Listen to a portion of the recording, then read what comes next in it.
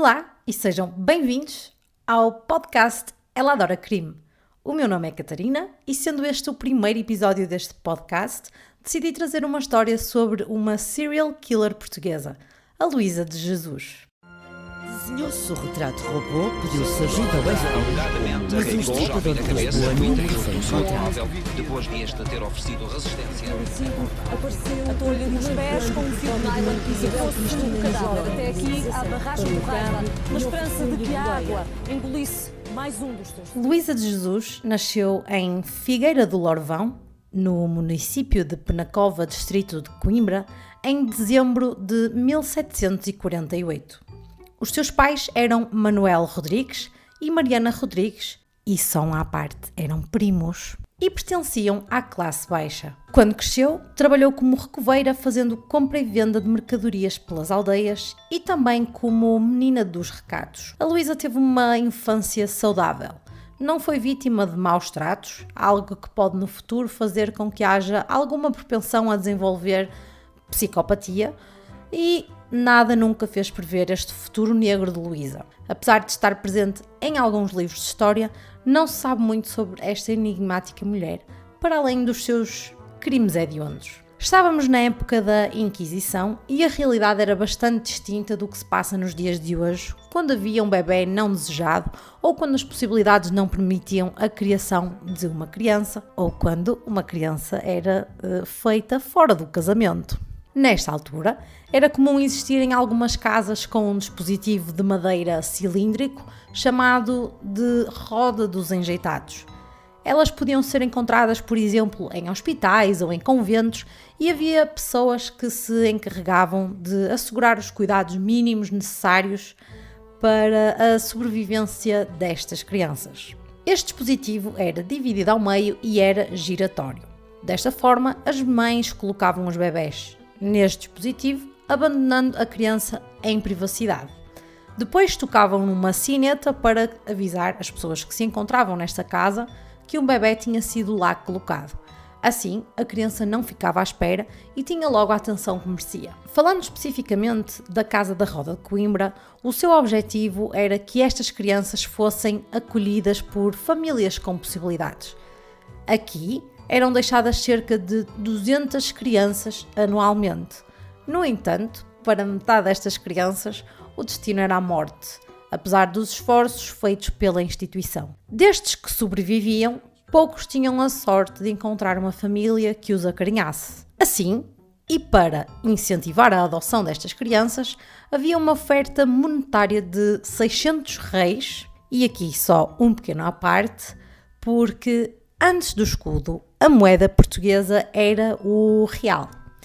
E um real eram 840 dinheiros, que eu não vos consigo dizer o valor, porque os dinheiros foram a primeira moeda a aparecer. Quando houve a transição para o escudo, em 1911, a taxa de conversão foi de um escudo valia 1000 reis. Claro que o dinheiro hoje em dia não vale o mesmo que valia nessa altura, mas eu deixo só aqui os valores para vocês pensarem um pouco sobre isto. Para além deste valor, era também oferecido um pequeno enxoval, com um berço, umas roupas e também meio metro de tecido grosso de algodão. E aqui eu acredito que já estás a perceber o caminho que a história vai levar, certo? Então vamos lá passar para os crimes.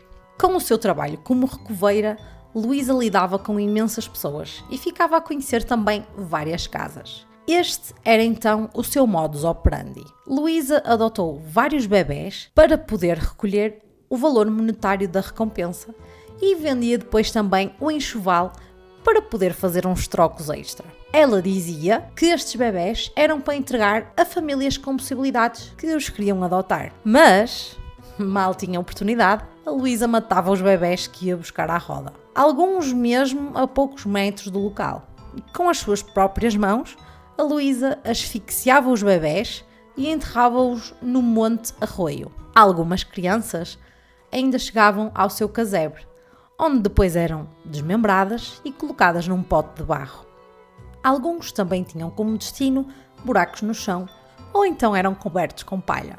No total, a Luísa matou 34 bebés. Ou seja, só para ser mais fácil para vocês, ela arrecadou cerca de mais de 20 mil reis. Nesta altura, este valor era bem avultado e equivalia aproximadamente a um ordenado de 6 meses de uma cozinheira, ou seja, era mesmo muito dinheiro. E então tu questionas-me como é que estes crimes foram descobertos.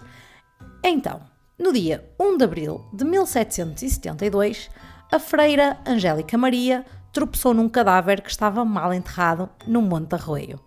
Então, Luísa, foram chamadas as autoridades e descobriram-se mais alguns corpos no local. Aliado ao facto de algum tempo antes Luísa ter ido buscar 2 crianças de uma vez, alegando que seriam entregues a 2 famílias distintas, a suspeita sobre Luísa surgiu. Poucos dias mais tarde, a 6 de abril, ela revelou toda a verdade e confessou ter assassinado aqueles bebés.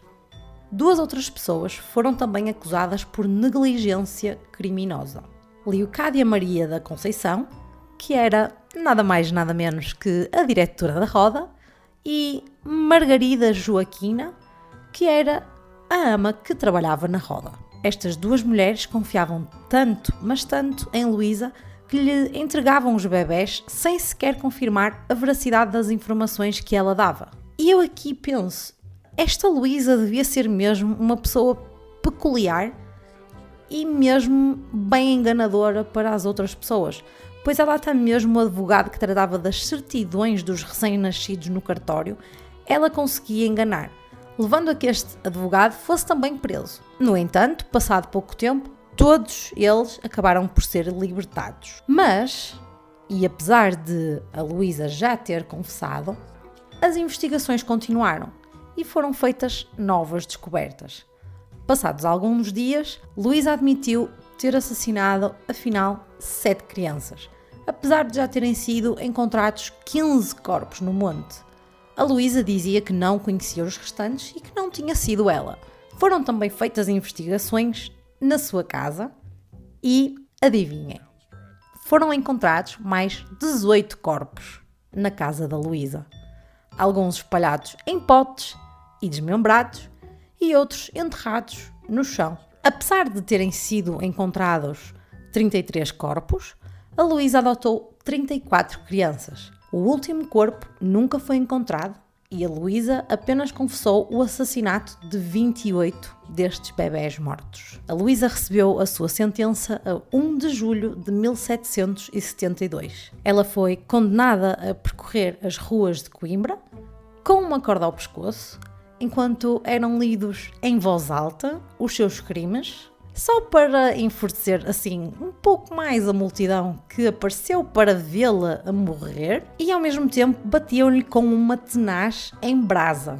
E depois deste percurso cortaram-lhe as mãos. Depois de lhe cortarem as mãos, colocaram-na na forca, onde ela foi enforcada e por fim o seu corpo foi queimado.